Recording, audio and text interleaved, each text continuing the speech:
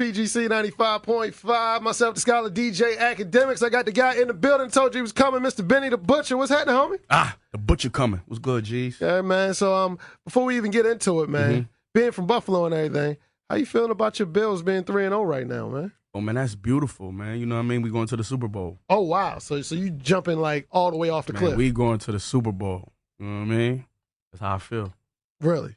Nah, like you really believe that? Oh, I don't believe that. Oh, but okay. I was just like checking. saying that. Oh, okay. It sounded good, but you said it with confidence, though. You did say it with confidence. I almost thought you was crazy for a second, but it is what it is. But anyway, though, man, so how's it feel being out and about, man, moving? Man, it's dope, man. I love DC. Show a lot of love out here. And we on the plugs. I met touring. You know what I mean? We rocking out. The people, they've been showing a lot of love. We've been killing these venues every night. I love it. I'm in tip-top shape. Yeah, you just did iconic Howard Theater last night in D.C. How was that? Oh, that was dope, man. They showed up and showed out. I brought my boy Graf out. I brought Freeway out. I brought Tay-Rock out. Smoke Dizza. So, you know what I mean? The rappers was in the building. We just had fun. All right. So with your genre of rap, it's just like you take it back to the essence. Like, before we really even get into it, has it been a challenge or been hard, or you feel as though just to break through with your style of rap, or just to kind of commence to really what's popping right now?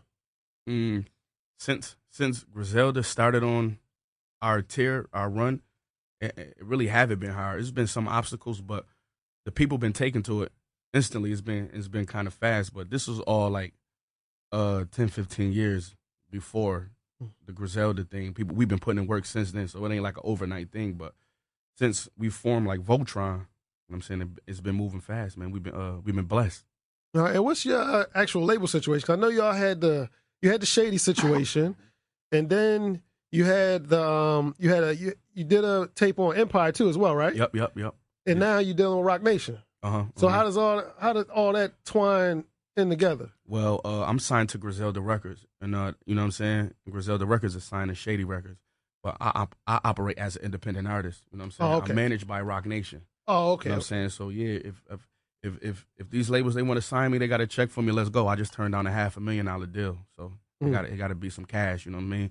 Because we comfortable to the independent hustle, the independent grind, and we comfortable doing that. And this is what we know. So we cool with running our plate all the way out. It ain't about getting with a big company. It's about long as the people getting the music, getting the merch, and we can do what we like to do and feed our family off of it. We good with that. Yeah, I think nowadays it's just so many outlets and ways to put your music out. Like, some people even say that what's the point of even major record labels anymore? Yeah, people say that all the time. You hear Hov say it. You hear Drake say it. You hear Master P say it. You hear these dudes say it all the time. So you gotta question it. These are seasoned vets in this game, and they telling you that. So you got to kind of question that. Yeah, because before, back in the day, you kind of needed the distribution to put the physical records out there. Right. Now it's just, I mean, you got Tidal, iTunes, you can upload that yourself. So it's like, you really don't need it, in my opinion. But it still works. I mean, have you seen a difference between dealing with these guys from moving on your own with the Griselda record label, or is it just like, I'd rather just move on mine? No, I definitely seen a difference. I learned a lot from West Side Gun. That's my cousin. I learned a lot from him, and he's a smart businessman, and he helped me like the Griselda thing put me on bigger platforms and things of that nature that allow me to be myself. You know what I'm saying? Because he know that, okay, Benny get this and Benny get that, he good, he gonna take off running. You know, I don't need to hold his hand. You know what I'm saying? I don't need nobody to babysit me. I could really hustle in this game by myself.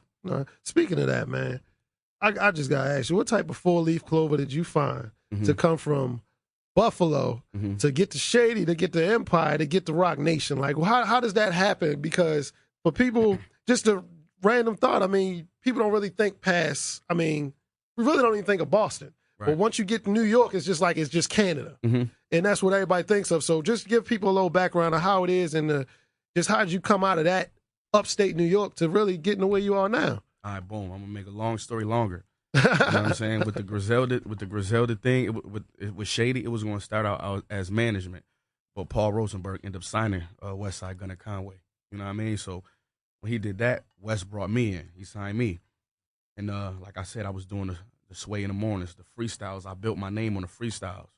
And I was dropping tapes. I put out Tana Talk 3. That was that was like a big step for me. That classic album that changed my life. I can't lie. Like, that's where I seen things changing for me instantly. I did the plugs I met in the Rock Nation relationship. That's the project that's out now. Yeah, plugs I met. That's out right now, streaming everywhere. The relationship with Rock Nation been an ongoing thing because before Shady, they was gonna sign a Rock Nation before Shady. Oh, really? You know what I'm saying? Yeah, so it was like, and this is 3 years ago. Exactly. You know what I'm saying? A lot of people don't know that. So by the time we worked up to what we cooked it up to, I took a lot of interviews. I stayed humble. I worked with a lot of different dudes. I was open to a lot of things. It's the way that I approached it. Outside of the talent, I was able to rise like this.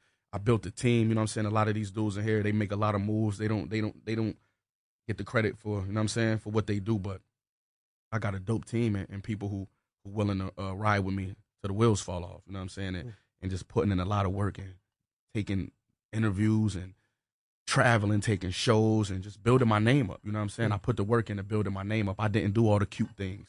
Before we was doing radio stations like this, you know what I'm saying? You know what we was doing. You know the grind. And I just had that process. You know? All right. Anything else you want to let the people of the DMV know about you, man? Hey, yo, the Butcher coming. Yo, I was just in Howard Theater. It was legendary. It was crazy. Y'all show love. Every time I come here, I'm coming back. Go get that Plugs I Met. You know what I'm saying? We on the Plugs I Met tour live. That's what we doing.